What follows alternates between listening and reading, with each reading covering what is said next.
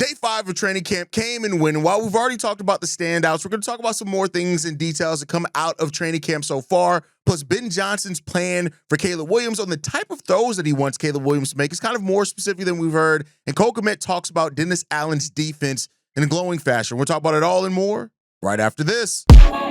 You are now tuned in to Chicago Bears Central, your number one place for all Chicago Bears news and content.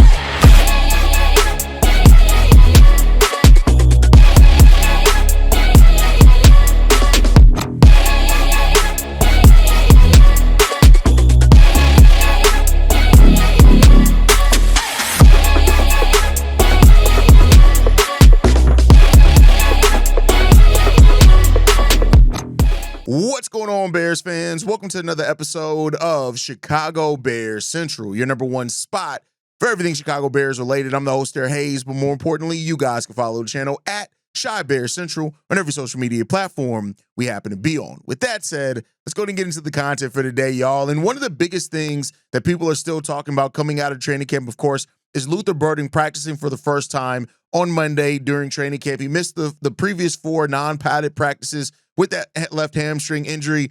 There's some thought and some concern over how long this could linger on. So the fact that he's gotten back on the football field is really good. He's ready to go. He's out there practicing with his teammates. And Ben Johnson's already talked about the importance of him building that chemistry with his teammates. He was out there participating during individual drills. He wasn't on the field yet for team drills, but he's in that ramp-up period, which is expected, and he should be full go by the end of the week that came out of there.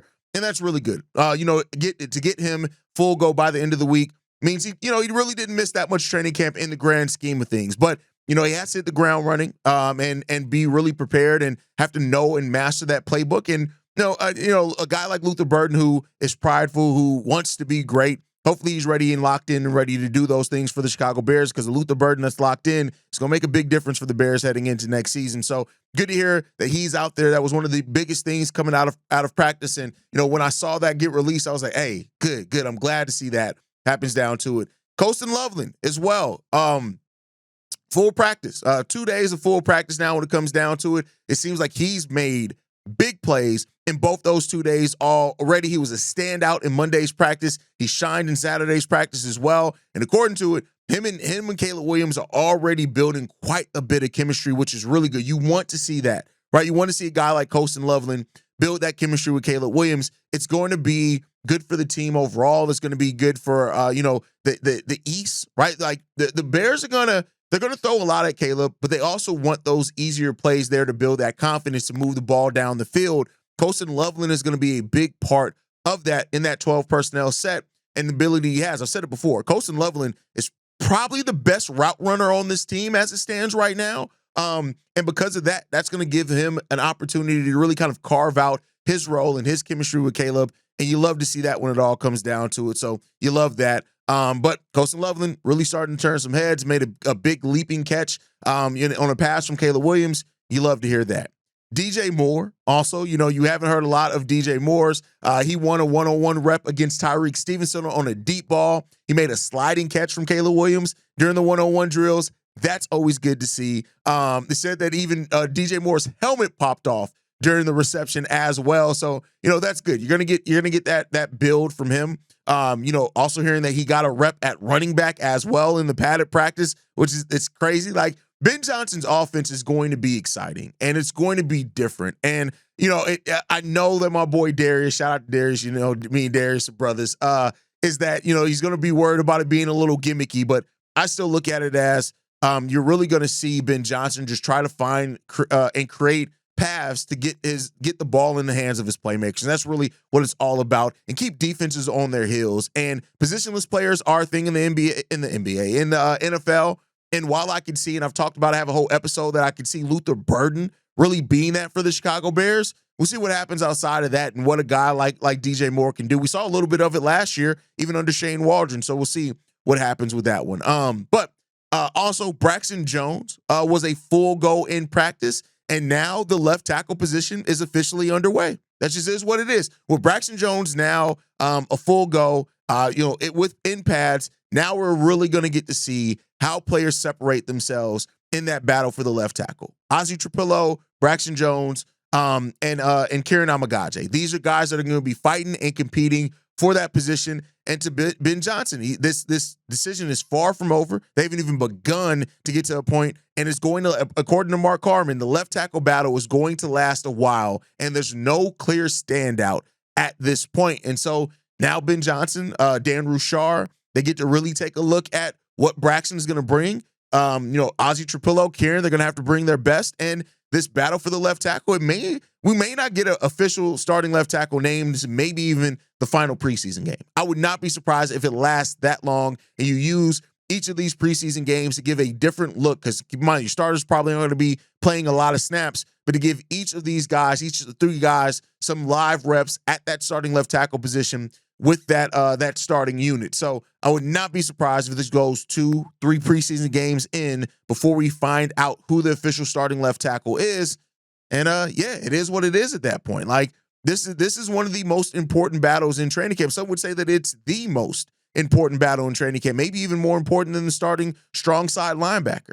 To get that starting left tackle there, to get somebody who's there to help protect Caleb Williams is going to be a big thing. And Braxton is still a veteran that started. He has the most starts. He has the most experience out of any of these guys. And, while I know that a lot of Bears fans are over the Braxton Jones experiment, Braxton is going to come in motivated. He's not going to allow his position just to be taken by these rookies, without it being tested.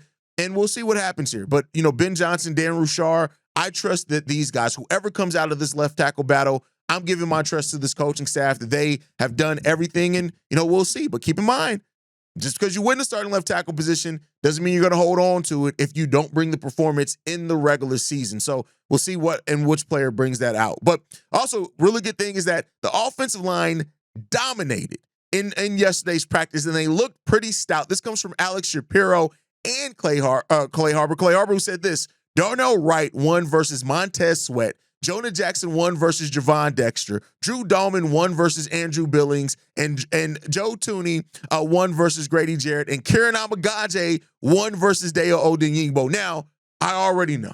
I can already tell you right now, there are some Bears fans that are typing in this comment section, oh my God, the defensive line is going to suck, rather than looking at it as the positive. But I'll tell you what, I'm glad to hear stuff positive about this offensive line. Our offensive line was such a detriment last season. Not the only reason of why things went left with the offense, but to hear that the offensive line is looking really good and that they're winning their individual battles, that they're looking pretty stout, that they're killing it in one-on-one drills. That's what we need. That's what we want to see. Now, the question is once the pads are on and you're out there doing full 11 on 11, who's winning then? But to hear that they're winning their one-on-one battles, love to hear that. This is an offensive line that I think understands how important they are to how this season is going to go for the Chicago Bears. Everybody's going to be looking at this revamped offensive line and asking themselves, what are they going to bring? And that's the question that you have here. Even hearing that Kieran Amagaje is winning one-on-one battles. Keep in mind, we know how raw Kieran was. We saw last year how when Kieran got out there were times he looked like a deer in the headlights. To hear that he's winning one-on-one battles, to hear that he's also holding his own in this battle for the starting left tackle, those are all promising things. This offensive line, we talked about it. They can go from one of the Bears' weaknesses to the strength. They can go to that in one season, and that just shows in what this team has really, the focus that they put on that offensive line and bringing in Dan Rouchar. I'm going to trust Rouchar in all of this. So it seems like things are working out right now for this team, and Dan Rouchar is doing his damn job, and you love to hear that. Last thing, J.P. Richardson continues to be a name that we're hearing. And I tell you what, me and Bobby talked about it a little bit yesterday when we went live to talk about the Shamar Turner injury, which we'll get into that in a second. But when it all comes down is that J.P. Richardson has an avenue to make this roster. And I think with Tyler Scott not really impressing, and I get it, Tyler Scott was actually drafted, not by this coaching staff, but by this front office. Ryan Poles has typically been somebody who does not let go of players that he drafted easily. But J.P. Richardson, through the first 5 days of practice, continues to be a standout. And there's something that that has to be in that's resonating not only with the coaching staff, but with the quarterbacks, right? Is that if he's standing out, it means that there's building that chemistry. The fact that, he won 2 reps during one-on-one drills. That the defensive backs that he had them on edge all day long. Alex Shapiro said that Richardson has excelled in creating space, which is going to be really important for Caleb Williams, who's building his confidence attacking down the field. I tell you what, especially when you look at the gravity that DJ Moore, Rome Odunze, Luther Burton, even Olamide Zacchaeus is going to have, a guy like JP Richardson, who, even if he does make the roster, I don't think he's going to play a huge amount of snaps or anything like that. But you get him out there with his speed, with his route running, his ability to create space. Again, what do we talk about? Mismatches. That's something that Ben Johnson wants to create here with this offense. And JP Richardson has the chance to offer the ability to create some of that. And so I'm really happy to hear, really freaking happy to hear that that they're having this, and JP Richardson is really turning some heads in training camp so far. There's always that undrafted free agent darling. We always have one of them. It was Jack Sanborn a couple of years ago. Like, there's always one that really stands out and shines a little bit. Last year was Ian Willer, even though, things happen with Ian Willer. So, I think JP Richardson has a path there, because Tyler Scott hasn't done a lot to separate himself. That opens up an opportunity for JP Richardson to step in here and maybe do something. So we shall see what's going to happen here. Now, with the positive injury updates that we had in Luther Burton making his return to practice, Colston Loveland returning on Saturday, he's been a standout so far. Shamar Turner, unfortunately, it's some bad news. Now, we had a breaking news episode on this one. He could be looking at missing up to 4 weeks out with an ankle injury. And it's really unfortunate when it comes down to it. Like, this is a guy in Shamar Turner who, while wasn't going to play a lot of snaps, you look at, there are 4 defensive tackles ahead of him. Absolutely. You want him out there learning those reps, because while there's 4 defensive tackles ahead of him right now, that may not be the case next season. That may not be the case then. So, you want him out there getting the reps. You want him out there getting that opportunity and showing what he can do with his coaching staff and learning the game. And it's really unfortunate that a rookie could miss that much time, which still puts him in being ready to go by the start of the season, which I think is an important thing there. You need that depth at the defensive tackle position, especially looking at the age of Grady Jarrett. Andrew Billings had a weird injury last year. You want that depth there. And Zach Pickens is a guy that, hasn't really done enough to separate himself. But luckily, Chris Williams is a guy that stood out so far at practice as well at the defensive tackle. So he could add that, provide that depth there, especially while he's out. And we'll see what's going to happen there. Doug Kramer also is another guy that's had some injury concern as well. But there is some positive news when it comes down to him. Doug Kramer, he suffered a leg injury near the end of Saturday's practice. But he didn't participate Monday. He was only listed as day-to-day. So that does give a positive outlook on when he can come back.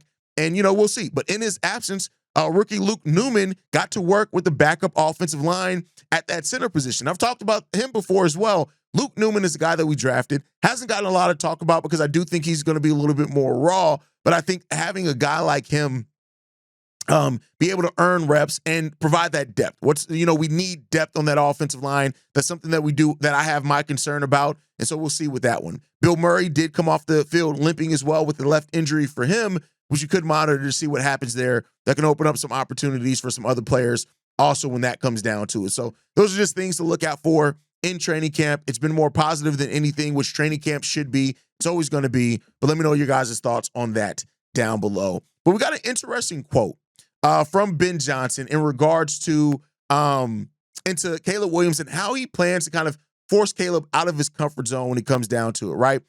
He said this, that the 2 years he waited and passed on other chances to become head coach gave him plenty of time to cultivate the plan that he's executing now.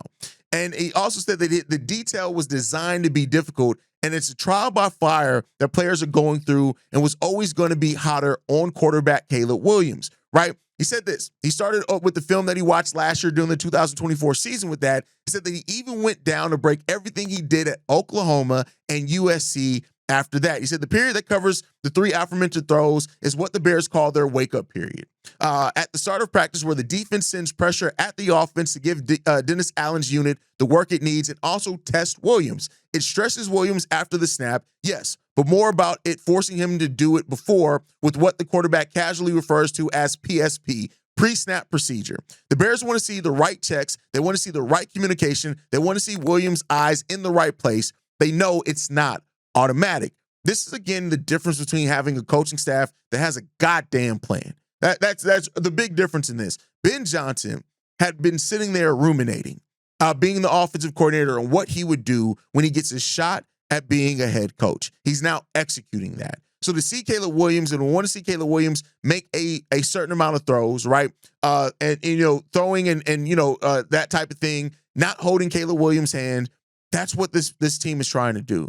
And so hearing that they are using the defense to force certain type of throws from Caleb Williams, to force certain type of pressure. They want to see where his eye level is. They want to see how he goes to his checkdowns, the decisions that he's making. These are all things that we've talked about that we know that Caleb Williams has to grow if he wants to be a great quarterback in this league. And so Ben Johnson isn't taking it idly. He's literally sitting there trying to force it when it comes down to it. And, that just I love hearing it. Like Ben Johnson, everything that we've heard from Ben Johnson through training camp he's been exactly as advertised. He's coming in here, that leader of men quality that people have talked about that they wanted to see. It is what it is. And we'll see what's going to happen with that one, man. But I love to hear this type of thing. You guys can let me know how you feel on that down below. Cole Kmet has also talked about the Dennis Allen's defense, which is not his first time talking about it. But Cole Kmet said this. He brings a lot of stuff, especially on first plays of camp and mini camp. He definitely brings a lot of various pressures and different looks and coverages rotating here and there. But those guys, they definitely harp on playing hard coverage and being physical with guys in routes. I think that's all really good to see. I'm excited to see those guys on defense thrive this year in that type of scheme. The reason why I wanted to read this quote, we had a voicemail from Darius over the weekend in which he talked specifically talking about Tyreek Stevenson, but talked about how you wanted to see Tyreek be more physical. Especially leading at the line of scrimmage. And so according to, if you take this from Cole Kmet, that this is something that the defense is actually priding themselves in. And that's great. The thing that I talked about a couple of episodes ago that I really want to see from Dennis Allen's defense is bring back that intensity, bring back the identity. The Bears, even when having some solid defensive moments, solid defensive stretches, have never really felt in years like a team that had a true defensive identity. Right? We just have lacked that at times. And so if the Bears can get back to rediscovering that, that's exactly what we need from this team. And so I'm hoping that this is a pathway and a sign that we're getting back to having that identity. A lot's going to be made about the offense this offseason. And that's going to be probably going forward for a while. A lot's going to be made about the offense of the Chicago Bears, and rightfully so. Right? The offense was trash last year. We haven't had ever an offense that you really look at and you're like, this is one of the best executed, the talented and best play calling offenses. We haven't had that. So wanting that now, nobody's wrong for wanting that for the Chicago Bears. I want to be clear there. But the thing that Dennis Allen has to do is he has to build a culture on that defensively. And he's talked about it. It's going to be difficult to start for this Bears team. He said that was a quote out of his own mouth. And so you want to see that done in practice now. You have to get to a point where, especially now with the pads on in week 2, where you're starting to set that tone and that identity for your organization defensively. I said it, I think on yesterday's episode, maybe it was a couple episodes ago. The title of Monsters of the Midway should never just be given. And it's a moniker that's earned through the way that you play, the way that you execute, and how opposing offenses fear you. We need to get back to striking fear in the heart of opposing offenses. And if we don't do that, it's going to be difficult, man. So, and like I said, I want to be clear. You can be a damn good defense without necessarily being as intense as I would like to see the defense. But if you want to be great, if you want to be that defense that then again people talk about as you got to watch out for this Bears defense, which I do really think that we have the talent to get to that. And the balance between offense and defense is going to be important. And I think in this training camp period, it has to be that iron sharpen iron thing as well. And if we get to that, great. If we don't, it's going to be a bit of a struggle. So, seeing this, the defensive line is going to be an important part of that. Grady Jarrett is going to be an important part of establishing that. We had a quote from Ben Johnson earlier in the week that, he talked about Montez Sweat being poised to have not only a bounce back year, but a monster year. Right? And that's your head coach. I almost said that's your offensive, but that's your head coach. You want him to have his finger on the pulse of what his defense is as well. Montez has to do that. Dennis Allen has to find a way to use these guys in the proper way to put them in a position of where they can be that defense. And I feel like we have the right guy in Dennis Allen. I really feel good about what Dennis Allen is bringing, both schematically and far as identity for this Bears team on defense. I really do. Now, that could come crashing down, and that's why I'm waiting and seeing. You guys know I'm at the place with this team overall where it's like, hey, I have faith, I have some excitement, but you got to prove it. I'm not going to let my excitement become expectations, and that is something that I've personally done over the last couple of years, and I'm not doing no more.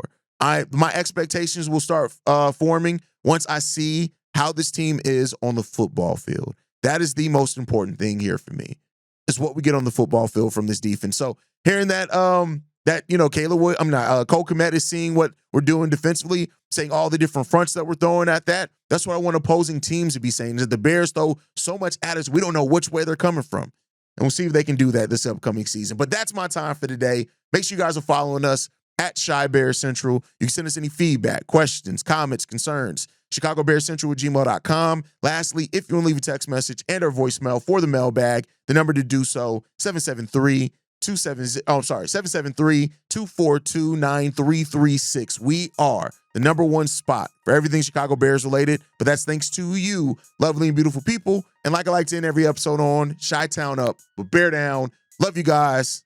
Peace, y'all. This has been a presentation of the Break Media.